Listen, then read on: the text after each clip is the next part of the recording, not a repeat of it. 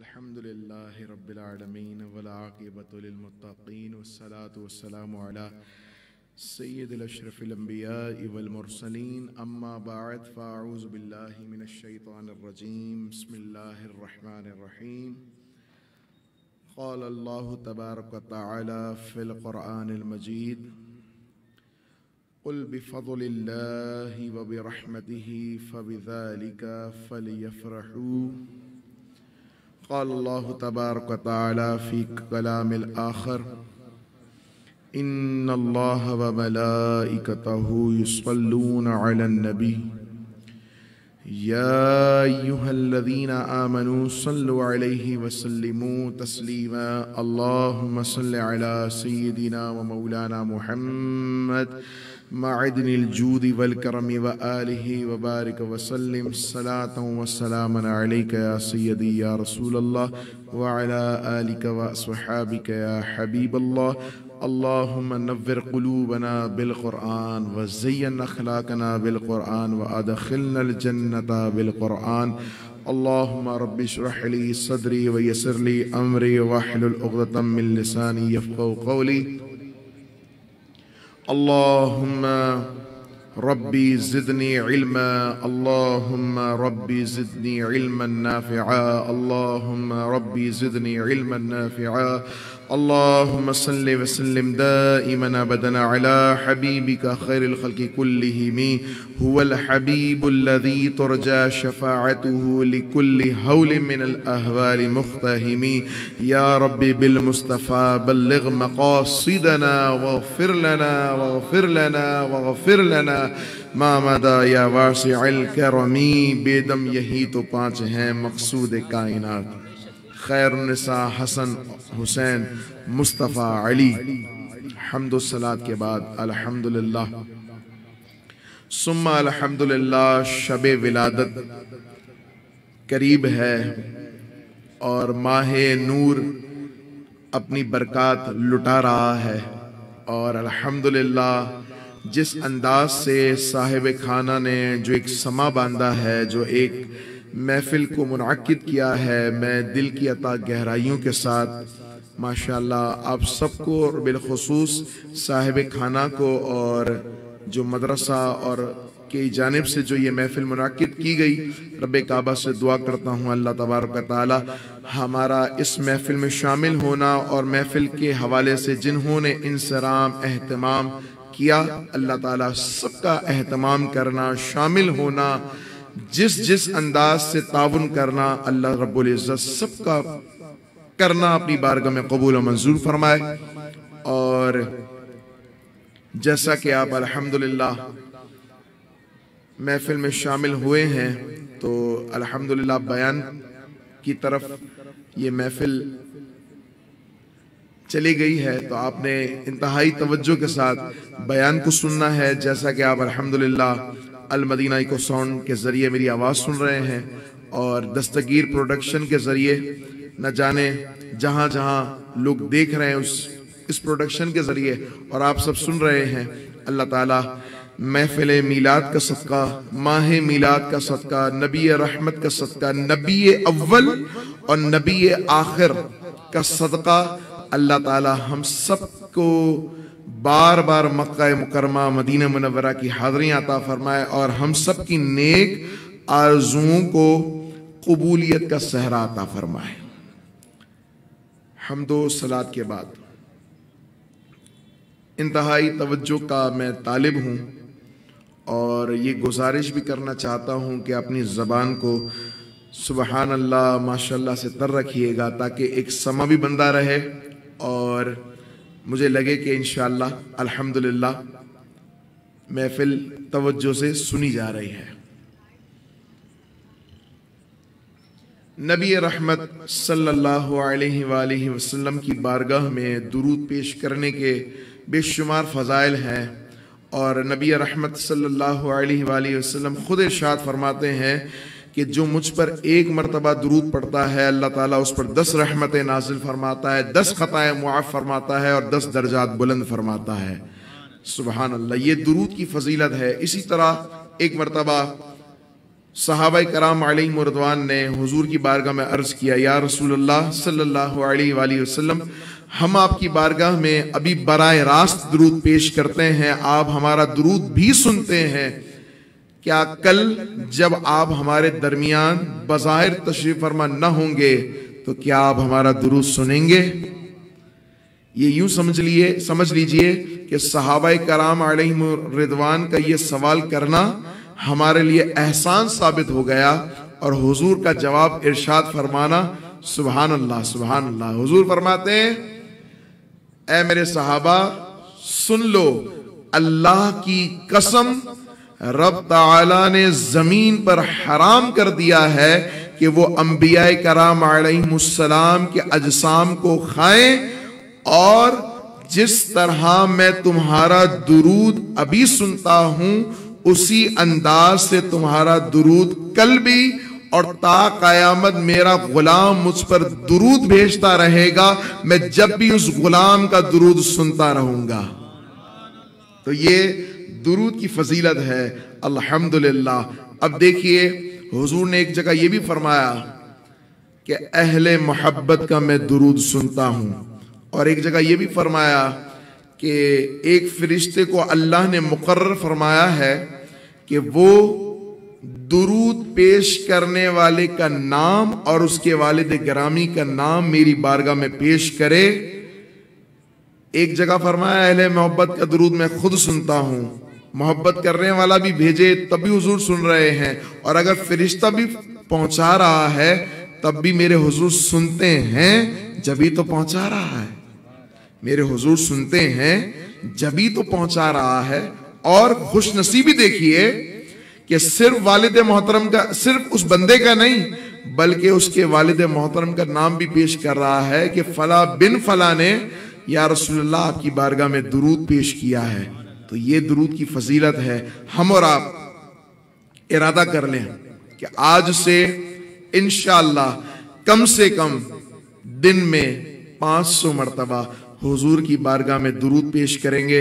याद रखिएगा, दुरूद कोई सा भी पढ़ा जाए, अफजल दुरूद दुरूद इब्राहिम है, लेकिन अगर कोई सा भी दुरूद पेश किया जाए, चाहे वो सल्लल्लाहु अलैहि वालिहि वसल्लम हो, अस्सलातु वस्सलामु अलैका या रसूलल्लाह हो, या कोई भी दुरूद हो, बस अकीदत के साथ बंदा भेजे, अल्लाह ताला कबूल फरमाएगा।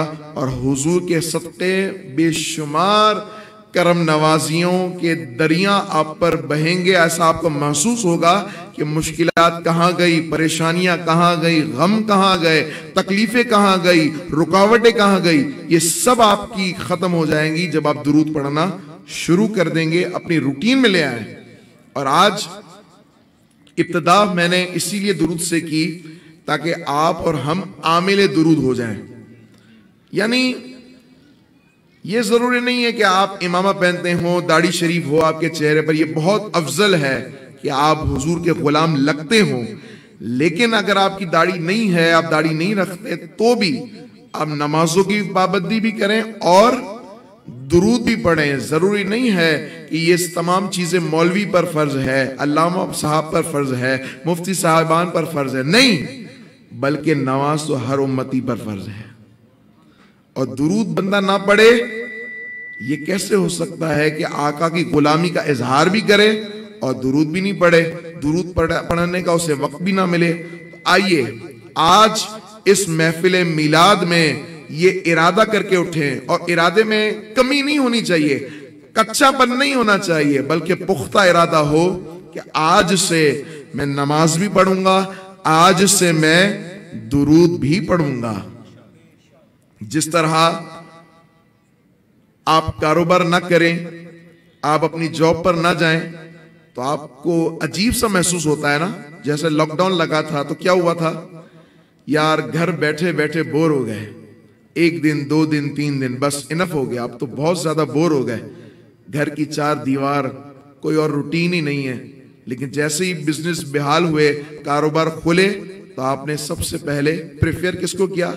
अपने कारोबार को, कि मेरा कारोबार है तो सारे मामला भी सेट हैं और बंदा भी पुरसुकून है जहनी तौर पर भी। तो मुझे बताएं कि नमाज कज़ा हो जाए, अगर बिजनेस में लॉस हो जाए तो पूरा दिन गुस्सा, कभी वर्कर पर निकलेगा, कभी किस पर निकलेगा, कभी कॉल पर कोई आ गया तो उस पर निकल गया, कभी घर वालों पर निकल गया। कभी ऐसा हुआ कि नमाज कज़ा हो गई तो हमें अफसोस हो रहा हो और दिल ही दिल में इस बात की तकरार हो रही हो कि हाय अफसोस आज नमाज कज़ा हो गई, हाय अफसोस आज दुरूद नहीं पढ़ सका, हाय अफसोस आज कुरान नहीं पढ़ सका, हाय अफसोस आज अल्लाह की राह में खर्च नहीं कर सका, हाय अफसोस आज नेकी नहीं कर सका, हाय अफसोस आज गुनाहों में जिंदगी का एक दिन जाया हो गया। कभी ये महसूस किया है? बंदा, हुजूर फरमाते हैं, बंदा आखिरत के बारे में एक लम्हा सोचे। कितना? सारे बोले एक लम्हा सोचे आखिरत के बारे में कि या अल्लाह मैं जिंदगी जिस तर्ज के साथ गुजार रहा हूं कल बरोज़े क़यामत मेरा होगा क्या, और इसी खौफ की वजह से वो क़यामत के बारे में सोचे, आखिरत के बारे में सोचे, कब्र के बारे में सोचे, तो अल्लाह ताला उसे 60 साल की इबादत का सवाब अता फरमाएगा। सिर्फ एक लम्हा सोचना है संजीदगी के साथ, सिर्फ एक लम्हा, सिर्फ एक लम्हा, और 60 साल की इबादत का सवाब आपके नामाए अमाल में दाखिल कर लिया जाएगा। कुरान पढ़ने का अफसोस है कि हमें वक्त ही नहीं मिलता, शेड्यूल इतना टफ है, बहुत टफ लाइफ हो गई है हमारी, कुरान पढ़ने का टाइम नहीं है। फैमिली के साथ दावत खाने का वक्त है, फैमिली के साथ इधर उधर जाने का वक्त है। ठीक है, आप फैमिली को वक्त दें, सैर व तफरी करवाएं, जो अच्छी जगह हैं उस जगह ले जाएं, लेकिन नमाज नहीं पढ़ती आपकी फैमिली तो आपको कुछ नहीं होता। आपके पास कुरान पढ़ने का टाइम नहीं है, आपको अफसोस नहीं होता। आपकी फैमिली पूरा दिन एंड्रॉयड मोबाइल के साथ लगी हुई है, आपको कोई अफसोस नहीं होता। आपकी फैमिली पूरा दिन ड्रामों में लगी हुई है। भाई मैं तो पाकिस्तानी ड्रामे देखते हैं, पाकिस्तानी ड्रामों में भी बहुत ज्यादा फहाशी दाखिल हो गई है, और ऐसी ऐसी चीजें दाखिल हो गई है कि अल-अमान, अल्लाह की अमान, अल्लाह की तौबा। पाकिस्तानी ड्रामों की बात कर रहा हूं, इंडियन फिल्मों की, इंडियन ड्रामों की तो बात ही नहीं कर रहा, वो तो अल्लाह की पनाह। पाकिस्तानी ड्रामे और उनमें वो किरदार, जो किरदार अदा करने वाले हैं वो मुसलमान हैं, लेकिन इसके बावजूद कहानियां ऐसी, स्क्रिप्ट ऐसी कि अल्लाह की पनाह, और मुसलमान देख रहे हैं और फिर अपनी लाइफ में भी वो तमाम ड्रामों की तमाम बातों को शामिल कर रहे हैं, जिसकी वजह से लाइफ तबाह हुई है, बर्बाद हुई है। नंद की बन नहीं रही है, किससे नहीं बन रही? अपनी भाभी से नहीं बन रही, भाभी की इससे नहीं बन रही, शौहर से बीवी की नहीं बन रही, बीवी की शौहर से नहीं बन रही। और पता है कि कौन सी बात का क्या जवाब देना है, ड्रामों से सीख लिया है। सास को क्या जवाब देना है, ड्रामों से सीख लिया है। घर में किस अंदाज से रहना है, अपना टीवी से सीख लिया है। अरे ये क्या अंदाज है, ये कोई लाइफ है? लाइफ वो हो कि जो शरीयत ने बताई, लाइफ वो हो, लाइफ स्टाइल वो हो जो हमारे आका अलैहिस्सलाम ने हमें इरशाद फरमाया। ये नहीं कि जैसा मर्जी आई इस अंदाज से लाइफ गुजार रहे हैं। बस जहां दिल और नफ्स मुतमईन है वहां शरीयत की बात, और जहां दिल और नफ्स बोझ महसूस कर रहा है वहां अपने दिल की बात नहीं। आफियत खैर इसी में है कि बंदा अल्लाह और उसके रसूल के अहकामात पर चले। शादी हो गई, शादी हो रही है, तो वो रस्म, वो रिवाज कि जिसका शरीयत से दूर दूर तक ताल्लुक नहीं है, वो मुसलमानों की शादियों में शामिल हो गए। अब उस भोले भाले साहिब खाना से पूछा जाए कि भाई साहब ये शरीयत इसका मना करती है, ये आप क्यों कर रहे हो? डांडिया भी है, गीत माला भी है, ना जाने क्या क्या है शादी के नाम पर। उस भोले भाई से पूछा जाए भाई साहब ये क्यों? खुशी में, उसका एक ही जवाब, खुशी में सब चलता है, खुशी में सब चलता है। खुशी में वो चलता है जिसकी शरीयत इजाजत देती है, जिसका शरीयत इनकार करती है वो खुशी में कब जायज हो सकता है? बल्कि खुशी ही खुशी तब होगी कि जब हम शरीयत की हुदूद को पार न करें। हुजूर अलैहिस्सलाम के गुलाम, हुजूर से मोहब्बत करने वाले, हुजूर से प्यार करने वाले, उनकी शादियां हमेशा से उनकी शादियों में सादगी रही है। सादगी का मतलब ये नहीं कि माहौल लगे कि मैयत घर आना है, मैयत का जो है ना क्या नाम है, मैयत का घर है, नहीं। सादगी का मतलब ये है कि बंदा वो उमूर करे जिसकी शरीयत इजाजत देती है। मिसाल के तौर पर आप शादी कर रहे हैं, आपकी अपनी शादी है, बच्चों की शादी है, बेटी की शादी है, ठीक है। आप स्टार्टिंग महफिल मिलाद से करें, बहुत अच्छी बात है, उसमें भी बयान भी करवाएं, नात भी पढ़वाएं, फिर लेडीज और जेंट्स का पार्टीशन बिल्कुल अलग अलग रखें। ऐसा नहीं कि सामने से लेडीज भी नजर आ रही है, जेंट्स भी मौजूद हैं। जिस तरह ये देखें माशाल्लाह, यहां कैसे लेडीज भी हैं यहां, लेकिन अल्हम्दुलिल्लाह कैसे पर्दे का एहतमाम है। इसी तरह शादी में भी जो बाकायदा शादी का रिसेप्शन होता है उसमें भी पर्दे का एहतमाम। और फिर ये नहीं कि दूल्हा एंट्री करेगा तो हैवी बाइक में करेगा, भाई गाड़ी लेकर आएगा, भाई वीगो लेकर आएगा, भाई कल को हवाई जहाज में लेके आ जाएगा क्या? अरे दूल्हे की एंट्री है, क्या हो गया? अच्छा भाई एंट्री कैसी होगी? बिल्कुल भयानक अंधेरा हो जाएगा, फिर क्या होगा? खतरनाक लाइटें जगमग जगमग शुरू हो जाएंगी, गाने चलेंगे, बम जलाए जाएंगी, गोलियां चलाई जाएंगी। क्यों? पता नहीं दूल्हा आसमान से उतरेगा या जमीन से निकलेगा, क्या होगा? भाई ये क्या हो गया भाई? इतना खर्चा, इतना आपके पास पैसा है। मैं आप तो अच्छे हैं, मैं आपकी बात नहीं कर रहा, मैं जनरल बात कर रहा हूं। मैं वो पैगाम दे रहा हूं ताकि आप ये पैगाम आम करें। और माशाल्लाह आप लोग तो अच्छे हैं, जब भी तो महफिल मिलाद में आए हुए। आपकी बात नहीं कर रहा, जो वीडियो में सुन रहे हैं वो, और आपको सिर्फ पैगाम देना है। तो अब शादी इस अंदाज से हो कि आपने महफिल भी की और इसके बाद जब रिसेप्शन आया वलीमे का या शादी का, तो आपने तमाम फजूल रसूमात को किया गुड बाय। हमारे पास अल्लाह ने दिया है, हम दीगर जगहों पर खर्च कर लेंगे। हम अपने दामाद को या अपनी बेटी और दामाद को या अपने बेटे को और बहू को उम्रे पर भेज देंगे, या दीगर उनकी ज़रूरियात के हवाले से उनको कैश पेमेंट कर देंगे ताकि उनको ज़रूरत के वक्त काम आए, या उनको कोई चीज़ की ज़रूरत है तो उनको वो कर देंगे। और अगर ज़रूरत भी नहीं है तो वो पैसे हम सेव कर लेंगे, अच्छी जगह पर लगा लेंगे। लेकिन ये फजूल रसूमात पर हम ज़ाया नहीं करेंगे। अच्छा शादी हो गई, सारी फजूल रसूमात भी दाखिल कर ली गई, इतना खर्चा किया, शौहर खुश नहीं है, बीवी खुश नहीं है। क्यों? झगड़े ही होते रहते हैं। भाई शौहर तो हमारा इतना भोला है कि सिर्फ माँ की ही सुनता है, सिर्फ बाप की ही सुनता है, सिर्फ अपनी बहनों की ही सुनता है, बीवी की तो सुनता ही नहीं है। बीवी जो है वो अपने माँ बाप की सुनती है, उसके बगैर तो एक कदम भी हिलाती नहीं है। दोनों के झगड़े ही चल रहे हैं।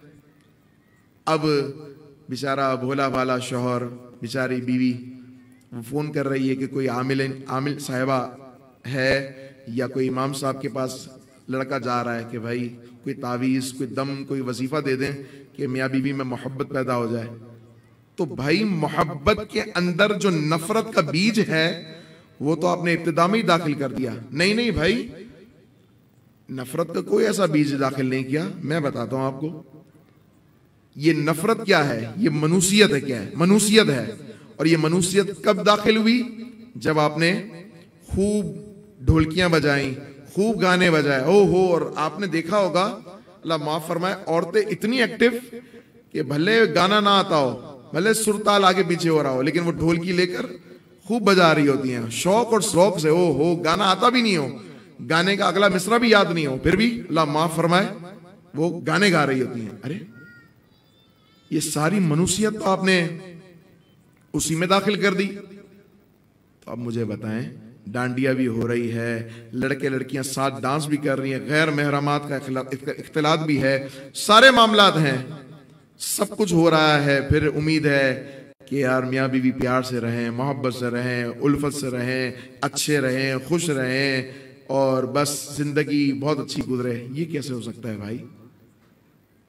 यार फिर भोला वाला आदमी कहता है, ये घर वाले कहते हैं, भाई शादी वो कहां, वो तो मैयत लगती है कि जब तक डांडिया ना हो, गाने ना हो, तेज आवाज में जो है ना लोगों को शोर शोर करके बताया ना जाए, गाना गा करके, जब तक पता नहीं चलता कि शादी है। आप मुझे बताएं, मुख्तलिफ बादशाह, मैं आम बंदे की तो बात ही नहीं कर रहा, वो मुसलमान बादशाह जो पहले गुजरे हैं और जिनका जमीर जिंदा है, वो सिर्फ नाम के मुसलमान नहीं, उन बादशाह को जिक्र कर रहा हूं जो वाकई मुसलमान और जिनके जमीर जिंदा थे और जिनका दिल नूर ईमान से मुज़य्यन था। वो बादशाह भी अपनी शादियों को बड़ी सादगी के साथ और शरीयत मुताहरा की रोशनी के साथ, शरीयत मुताहरा जैसा कहती वैसी ही शादी वो करते हैं। ऐसा नहीं है कि बादशाह हैं, सब कुछ तो हमारे पास है, सब कुछ हमारे पास है, किस चीज की कमी है? नहीं नहीं नहीं, वो भी अपनी शादियां शान शान तरीके से करते हैं, लेकिन उसमें फजूल चीजों को दाखिल ना करते। ये तो हो गया कि हमने इस अंदाज से हुजूर अलैहिस्सलाम की मोहब्बत का इजहार करना है और अपनी मोहब्बत को, हुजूर से जो मोहब्बत है हमें, उसका इजहार सारी जिंदगी करना है। अब आइए हुजूर के मिलाद पर देखें, ये तमाम बातें, ये तमाम मौज़ूआत पर गुफ्तगू इंतहाई जरूरी होती है ताकि बंदा इन असबाब को सुने और याद कर ले। इसी तरह नबी रहमत सल्लल्लाहु अलैहि वसल्लम फरमाते हैं, मेरे सहाबा बताओ कि अगर कोई शख्स जो है वो दिन में 5 मरतबा गुस्ल करे, कितनी मरतबा? 5 मरतबा गुस्ल करे, तो क्या उसके जिस्म में मैल बाकी रह जाता है? अब बंदा एक बार गुस्ल कर ले और घर से उतरे, फिर गाड़ी में एसी, फिर ऑफिस दफ्तर उतरे, फिर दफ्तर में एसी, तो वैसे ही पसीना नहीं आएगा, तो मैल भी नहीं आएगा, बदबू भी नहीं आएगी। तो फरमाया, ये तो आज के दौर की बात है कि हुजूर क्या फरमाते हैं कि एक शख्स 5 मरतबा गुस्ल कर ले और उसके जिस्म में, हुजूर फरमाते हैं अपने सहाबा से कि क्या उसके जिस्म में कोई मैल बाकी रह जाएगा? सहाबा अर्ज करते हैं, या रसूलल्लाह, मैल बाकी नहीं रहेगा। फरमाया, मेरे गुलामों, जब मेरा कोई गुलाम या आप सब 5 वक्त की नमाज पढ़ेंगे, जो मेरा गुलाम 5 वक्त की नमाज पढ़ेगा, अल्लाह ताला उसके जिस्म से, उसके नामा आमाल से सगीरा गुनाहों को ऐसे मिटा देगा जैसे 5 दिन में 5 मरतबा गुस्ल करने वाले के जिस्म पर कोई मैल नहीं होता। अल्लाह ताला उसके नामा आमाल से सगीरा गुनाहों को इसी अंदाज से स्वाफ फरमा देगा। मैंने क्या कहा? सगीरा गुनाह। कबीरा गुनाह तो माफ करवाने पड़ेंगे। सबसे पहले नमाज छोड़ी है तो अल्लाह से माफी भी मांगनी पड़ेगी और उस नमाज को कज़ा भी करना पड़ेगा, अदा भी करना पड़ेगा। इसी तरह अगर किसी का माल ले लिया है, नाजायज किसी का माल ले लिया है, हड़प लिया है, चोरी कर लिया है, तो उसको देना पड़ेगा। ये नहीं कि हाजी साहब हर साल हज करते हैं लेकिन सूद का कारोबार भी करते हैं, हाजी साहब हर साल हज भी करते हैं लेकिन लोगों को यूं कह लें कि चोरियां भी करते हैं, चूना भी लगाते हैं। नहीं भाई, ये तमाम आमाल आपके मुंह पे मार दिए जाएंगे। इसी तरह अगर भरी महफिल में किसी की बेइज्जती की है, किसी का दिल दुखाया है, किसी को सरेआम जलील किया है, तो फिर उसे माफी व्हाट्सएप पर नहीं चलेगी, उससे माफी बड़ी रात आएगी। शबे बारात आ गई तो आपने मैसेज कर दिया, फॉरवर्ड मैसेज, अस्सलाम वालेकुम वरहमतुल्लाह, आज बड़ी रात है, मुझे माफ कर देना। ऐसे नहीं चलेगा, फिर उससे सबके सामने माफी मांगनी पड़ेगी। आप उससे पहले माफी मांगेंगे और वो कहेगा कि जिस तरह तुमने सबके सामने जलील किया, आप सबके सामने माफी मांगो, तो फिर मांगना जरूरी है, वरना आखिरत में पकड़े जाएंगे। इसी तरह माँ बाप का दिल दुखाया है तो ये कबीरा गुनाह है, माफी तो मांगनी पड़ेगी। माँ बाप राजी हो गए तो अल्लाह भी राजी हो जाएगा, और माँ बाप नाराज हैं फिर चाहे दुनिया भर को मैसेज करता रहे, भाई कैसे हो, खैरियत से हो, नाराज तो नहीं हो, जितने चाहे फॉरवर्ड मैसेज कर दो, माफी जब तक नहीं मिलेगी, जब तक माँ बाप नाराज ना हो, राजी ना हो, जब तक जिसका दिल दुखाया है वो राजी ना हो। इसी तरह मेरे आका अलैहिस्सलाम ने फरमाया काबे शरीफ से मुखातिब होकर, ए काबे, ए काबा, तेरी हुर्मत मुसलमान के दिल से ज्यादा है कि हुजूर फरमाते हैं, ए काबा, अगर कोई किसी मुसलमान का दिल दुखाए तो माअज़ल्लाह उसने ऐसा किया कि माअज़ल्लाह काबे की दीवार को ढा दिया। तो हमें तो डरना चाहिए ना, हम तो बात बात पर दिल दुखा देते हैं। गैदरिंग बैठी है, नौजवान बैठे हैं, सुन रहे हैं, गैदरिंग 5-6 लोगों की गैदरिंग है। अब क्या हुआ, आज इसकी बारी है भाई, आज उसकी बारी है, पहले से ही 6-7 बैठे हुए हैं, तो उसका इशारा कर दिया, वो 8वां नहीं आया ना, फोन नहीं रिसीव कर रहा ना, मैसेज का रिप्लाई नहीं कर रहा ना, बस आने दो, आज उसकी बारी है। अब वो बेचारा आया, पता नहीं किस टेंशन में चले भाई, अब उसकी बारी है। अब उसकी बारी क्या है, अल्लाह अकबर। मैंने तो एक सीन वो भी देखा कि मैं एक जगह बैठा हुआ था, तो वहां से जब मैं निकला और उस तरफ पहुंचा तो गुजरते गुजरते मैंने एक सीन देखा, ये आंखों देखा है तो इसलिए शेयर कर रहा हूं कि दोस्तों ने प्लान किया कि हमारे दोस्त की सालगिरह है तो चलें इसको सेलिब्रेट किया जाए। ठीक है, अच्छा भाई, सालगिरह किस अंदाज से हो रही है, केक भी आ गया है, सब कुछ आ गया है, ट्रीट भी दे दी गई, चलें आखिर हो गया। मैं तो आखिर में मैंने देखा था, हाँ ये पता चल गया था कि वो सालगिरह है, सालगिरह की ट्रीट है। अच्छा, अब अंडे ले आए वो, अच्छा अंडे बाकायदा फोड़े जा रहे हैं, किस पर, उस बेचारे पैदा होने वाले। वो समझ रहा है कि यार पता नहीं शायद मेरा वजूद मुसीबत है कि मैं पैदा हो गया हूं और पैदा होने के बाद मुझे अंडे पड़ रहे हैं, यानी अंडे, और अंडे भी कैसे, उसके चेहरे पर मार मार के धुम धुम। अरे वो ऊपर देखे वो चेहरा छुपा है तो सीने पर, वो सीने पर हाथ रखे तो पांव पर हाथ रखे तो चेहरे पर, यानी वो जिस अंदाज से अपने आप को बचाने की कोशिश करे तो कभी सर पर फोड़े जा रहे हैं। अरे एक तो रिस्क की जिया, फिर मुसलमान का दिल दुखाना, ये और उसको जलील करना, ये फिर वो भी बेचारा ऊपर से मना कर रहा होता है लेकिन दिल में सोच रहा होता है अब तुम में से किसी की सालगिरह आए फिर देखो मैं इससे ऊपर की भी चीज करूंगा। अरे अफसोस है यार, यानी तुम ट्रीट भी दे रहे हो और इसका एहसान भी जता रहे हो कि भाई ट्रीट का मतलब ये कि अंडे फोड़ूंगा। अरे ये हम कहां जा रहे हैं, ये हम किस रविश को हम इख्तियार किए हुए हैं और फिर समझते हैं कि बस ठीक है। इसी तरह नौजवान बैठे हैं, दिन रात मोबाइल, दिन रात जो है ना क्या नाम है, दिल दुखाना। क्यों दिल दुखा रहे हैं, बस वही गैदरिंग में भी दिल दुखा रहे हैं, घर वालों के साथ भी रवैया सही नहीं है। माँ या बाप बोल दे कि बेटा काम ये कर दो तो वो भी सुस्ती, चले बाप का तो डर होता है, बाप चले जाएं, वालिद साहब चले जाएं घर से तो बस फिर लड़का हो या लड़की हो शेर हो जाते हैं। क्यों, माँ अम्मी क्या कहेगी यार, बेचारी किचन से आवाज देती रहेगी, हम इग्नोर करते रहेंगे और क्या। हमारे ड्रामे का वक्त है, हमारे यूट्यूब देखने का वक्त है, हमारे व्हाट्सएप चलाने का वक्त है, हमारी गैदरिंग का वक्त है, हमारी ट्यूशन का वक्त है, बस यानी सारी जिंदगी माँ बाप खिदमत करते रहें, बच्चे से नौजवान कर दें, खिदमत तो तुम्हारे गुलाम रहे, लेकिन तुमने माँ बाप का एहतराम करते हुए माँ बाप की बात को हमेशा इग्नोर करना है, बात को मानना नहीं है, बात नहीं रखनी है, लाज नहीं रखनी है। ये कैसे होगा, हमें चाहिए कि हम एहतराम मुस्लिम पैदा करें, अपने अंदर एहतराम मुस्लिम पैदा करें।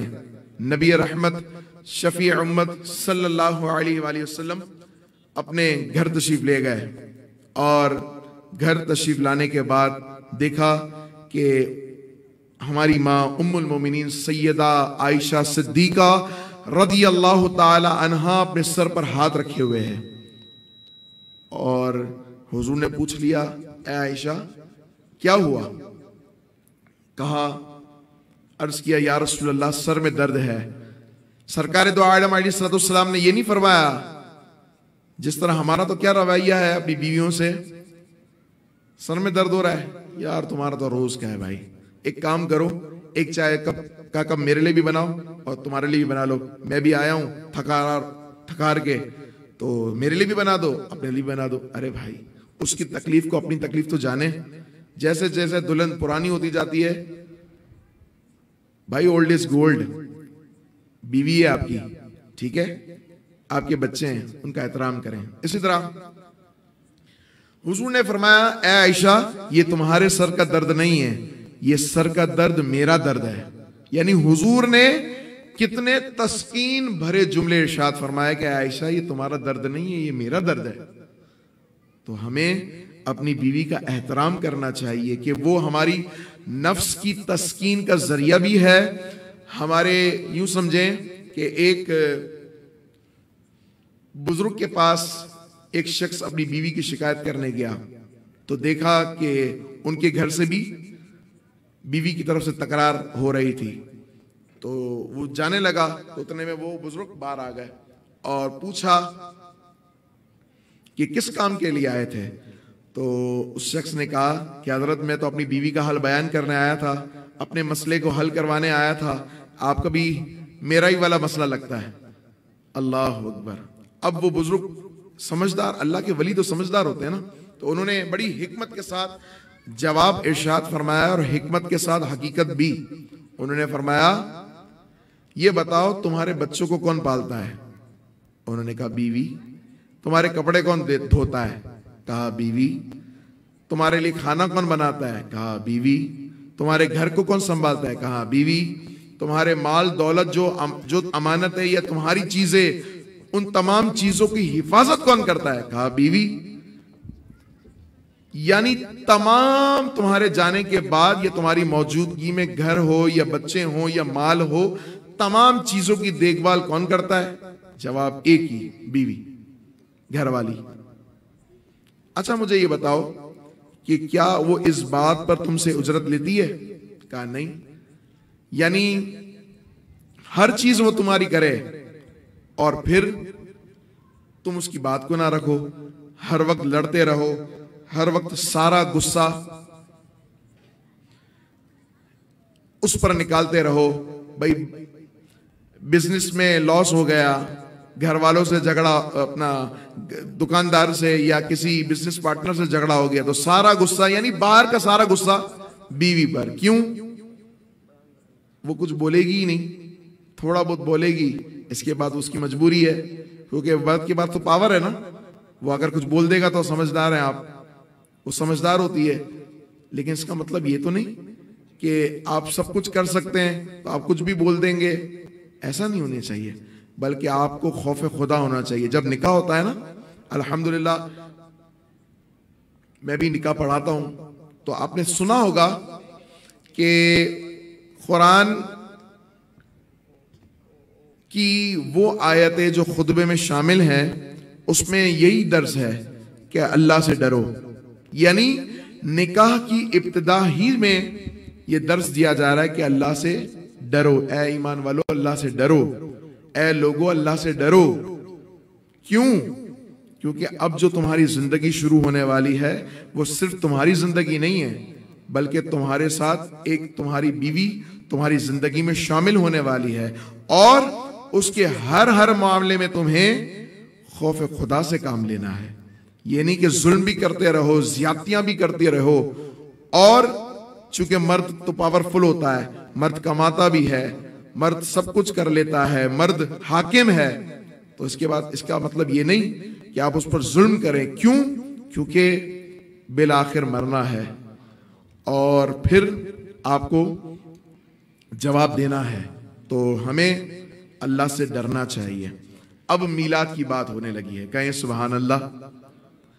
मेरे आका अलैहिस्सलाम मस्जिद नबवी में तशरीफ फरमा है और दो सहाबाए कराम अलैहिम रिदवान इस बात पर तकरार कर रहे हैं कि अल्लाह ताला का कितना शुक्र है, कितना करम है कि उसने अपने महबूब अलैहिस्सलाम जैसी नेमत हमें अता फरमाई और इस्लाम जैसी नेमत हमें अता फरमाई। यानी इस्लाम के मिलने पर और महबूब करीम सल्लल्लाहु अलैहि वसल्लम के मिलने पर वो अल्लाह का शुक्र अदा कर रहे थे।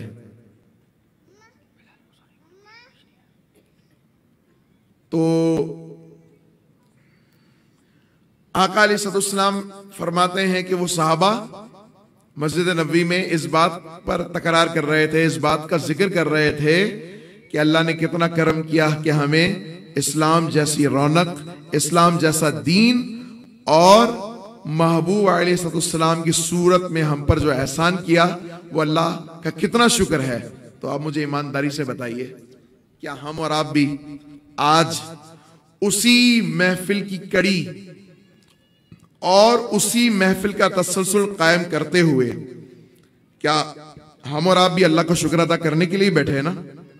हैं हम और आप भी इसीलिए मिलाद मना रहे हैं कि अल्लाह ने हमें दीन इस्लाम और आकाए दो जहां सल्लल्लाहु अलैहि वसल्लम की शक्ल में, आपकी सूरत में हम पर जो एहसान किया, खुदा की कसम सारी जिंदगी भी गुजर जाए ना तब भी इस नेमत का शुक्र अदा नहीं हो सकता। और करम देखिए, ये हम पर करम देखिए कि जब मां के पेट में थे और जब दुनिया में आए तो अल्लाह ने बिन मांगे हुजूर की गुलामी में हमें पैदा फरमा दिया, हुजूर की उम्मत में पैदा फरमा दिया। और खुशखबरी कैसे मिली कि मौजिन साहिब या जो अजान देने वाले भाई ने हमें, या वालिद साहब थे या जो भी थे जिन्होंने अजान दी हमारे कान में, उन्होंने ये ऐलान करते हुए हमारे कान में ये मुजदा सुनाया कि अल्लाहु अकबर, अल्लाहु अकबर, अल्लाहु अकबर, अल्लाहु अकबर, अशहदु अल्ला इलाहा इल्लल्लाह, अशहदु अल्ला इलाहा इल्लल्लाह, अशहदु अन्ना मुहम्मदर रसूलुल्लाह, अशहदु अन्ना मुहम्मदर रसूलुल्लाह। यानी हमें ये खुशखबरी दी कि ए पैदा होने वाले, मुबारक तुझे, तू जहां पैदा हुआ है वो भी हुजूर का गुलाम है, और जहां जिस दुनिया में, जिस उम्मत में तू पैदा हुआ है, जिस उम्मत में तुझे पैदा किया गया है, वो भी नबी आखिरुज़्ज़मा अलैहिस्सलाम की उम्मत में पैदा हुए हो तुम, और तुम उनके गुलाम पैदा हुए हो। तो ये हमें खुशखबरी सुना दी जाती है। तो अल्हम्दुलिल्लाह हम कितने खुशकिस्मत हैं कि मेरी खुशकिस्मती मैं तेरा उम्मती। अल्हम्दुलिल्लाह ये हमारी खुश नसीबी है कि हम हुजूर के गुलाम हैं। इसी तरह अब वो तकरार कर रहे हैं, इतने में फरिश्ता हाजिर होता है हुजूर की बारगाह में और अर्ज करता है, या रसूल अल्लाह आपके गुलाम इस बात पर तकरार कर रहे हैं कि अल्लाह ने उन पर कितना बड़ा एहसान किया हुजूर की सूरत में और इस्लाम उन्हें अता फरमा दिया, वो अल्लाह का शुक्र अदा कर रहे हैं। फरिश्ता कहता है, अर्ज करता है, या रसूलल्लाह अल्लाह इस बात पर फख्र फरमा रहा है कि कितने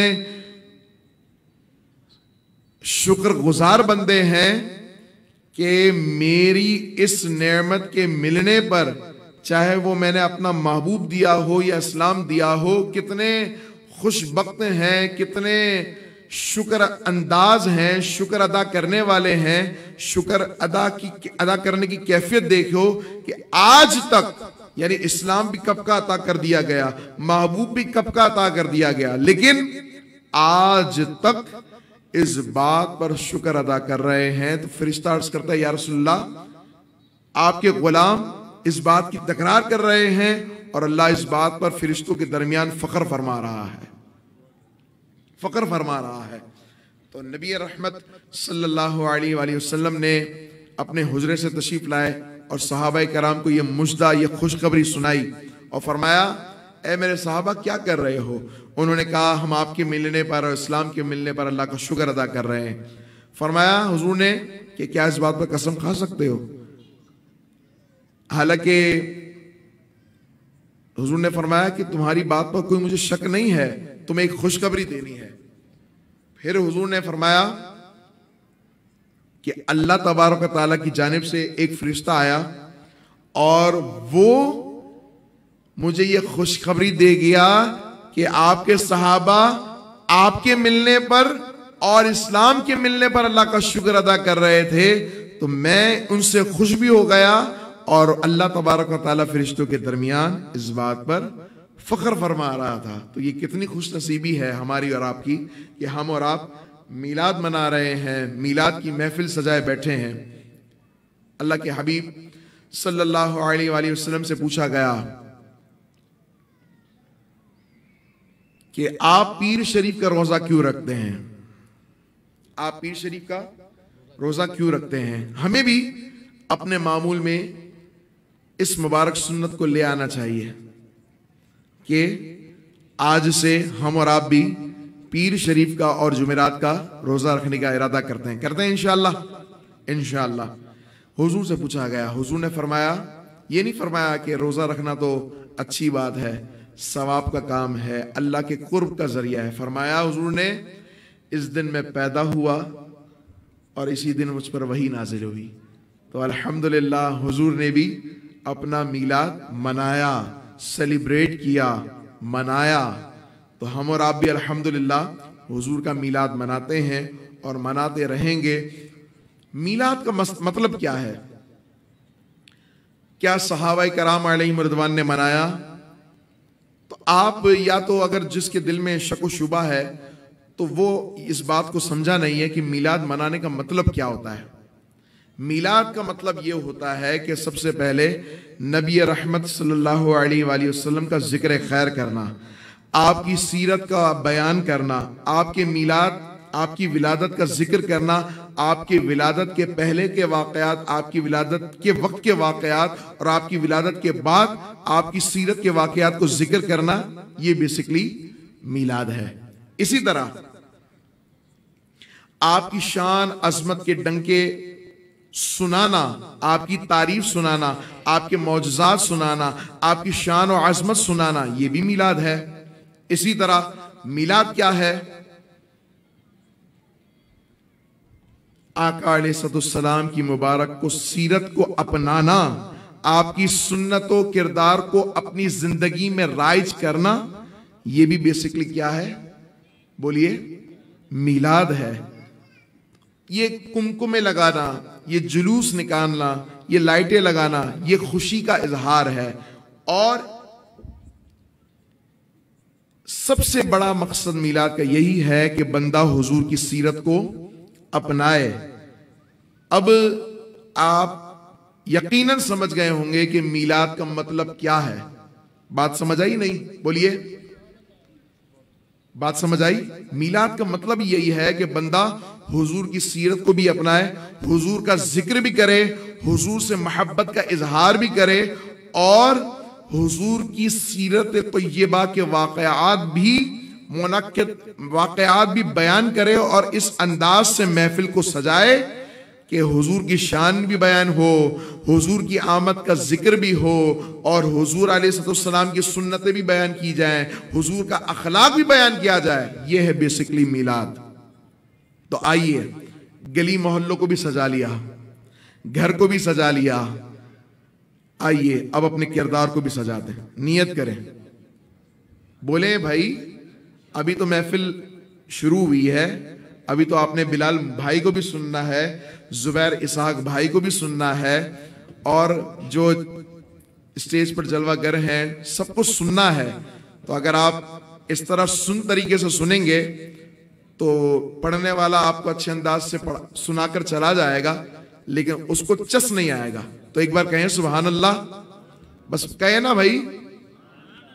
अच्छा, जो कुर्सियों पर बैठे हैं या जो तख्त पर बैठे हैं वो भी कहें ना। नहीं नहीं, ऐसे नहीं, मिलकर कहें सुभान अल्लाह।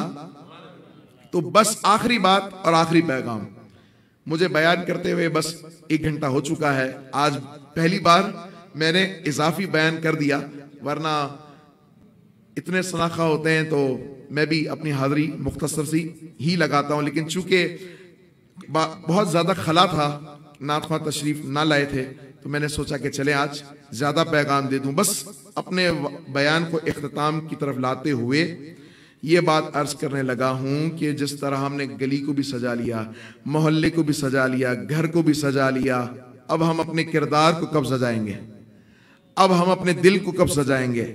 अब ये इरादा कर लें कि या रसूलल्लाह, हम आपका मीलाद तो मनाने वाले हैं, आपसे मोहब्बत तो करने वाले हैं। अब इजहार मोहब्बत चरागा करके भी होगा और अपनी सीरत को और अपने दिल को भी रोशन करेंगे इंशाअल्लाह। कहें इंशाअल्लाह। नमाजों की पाबंदी भी करेंगे, दाढ़ी भी रखेंगे, इमामा भी सजाएंगे, हुजूर की शान भी बयान करेंगे, इल्म भी सीखेंगे और अमल भी करेंगे। अल्लाह ताला हमें अमल की तौफीक अता फरमाए। व आखिर दावाना अनिल हम्दुलिल्लाहि रब्बिल आलमीन।